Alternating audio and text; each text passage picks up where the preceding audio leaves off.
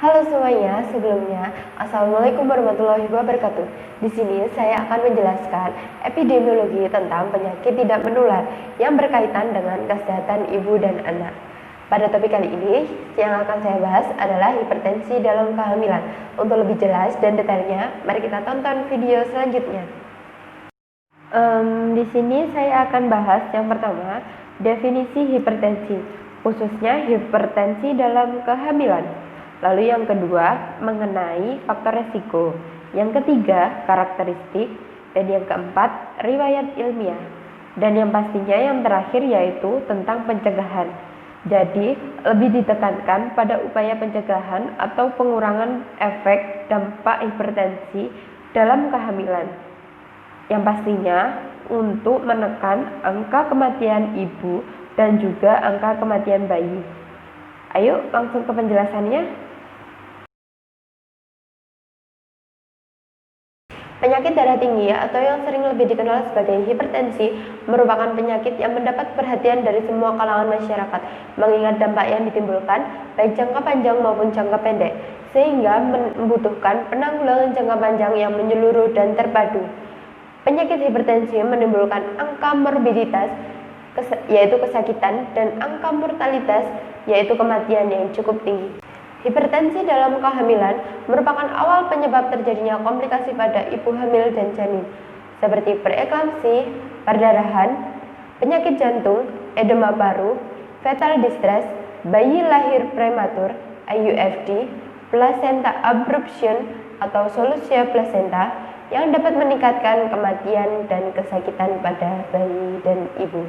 Menurut WHO, hipertensi didefinisikan sebagai keadaan tekanan darah sistolik lebih dari sama dengan 140 mm/Hg dan atau tekanan darah diastolik lebih dari 90 mm/Hg. Klasifikasi hipertensi dalam kehamilan. Yang pertama, hipertensi kronik pada kehamilan adalah hipertensi yang timbul sebelum umur kehamilan 20 minggu atau hipertensi yang pertama kali didiagnosis setelah umur kehamilan 20 minggu dan menetap sampai 12 minggu pasca persalinan. Yang kedua, preeklamsi adalah hipertensi yang timbul setelah 20 minggu kehamilan disertai dengan proteinuria, nyeri ulu hati, sakit kepala, dan disertai odem. Yang ketiga, preeklamsi pada hipertensi kronik adalah hipertensi kronik yang disertai dengan tanda-tanda preeklamsi atau hipertensi kronik disertai proteinuria.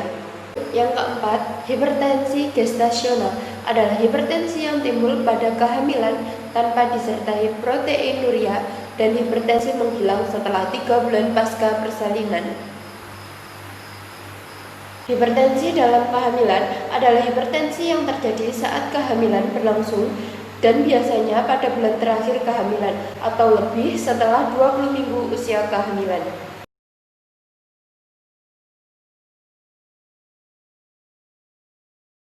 Pada hipertensi dalam kehamilan ini, usia yang aman untuk kehamilan adalah usia 20-30. Ibu hamil usia lebih dari 35 tahun telah terjadi perubahan pada jaringan alat-alat kandungan dan janin lahir, sehingga tidak lentur kembali dan lebih beresiko untuk terjadinya preeklamsi.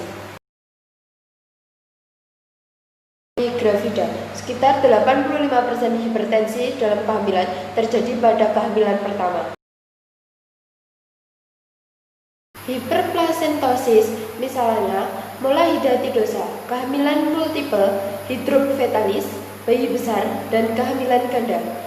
Hiperplasentosis atau kelainan tromboblas juga dianggap sebagai faktor predisposisi terjadinya preeklamsi karena tromboblas yang berlebihan dapat menurunkan perfusi uteroplasenta yang selanjutnya mempengaruhi aktivasi endotel yang dapat mengakibatkan terjadinya vasospasme, di mana vasospasme adalah dasar patofisiologi preeklamsi atau eklamsi.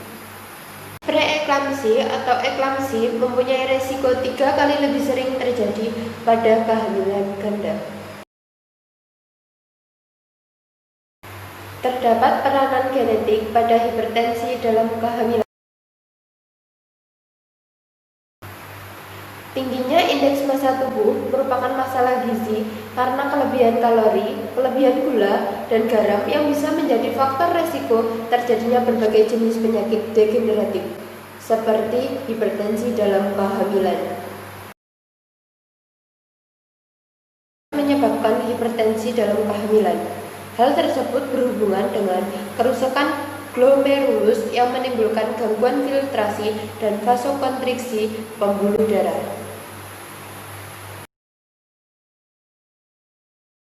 Karakteristik pada ibu dengan hipertensi gestasional terbanyak merupakan primigravida.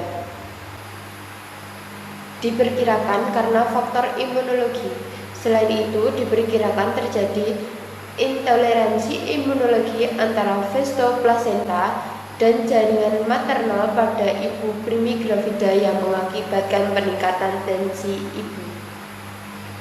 Diketahui bahwa aspek emosional dan spiritual ibu dengan hipertensi gestasional dapat berpengaruh juga pada kelahiran preterm.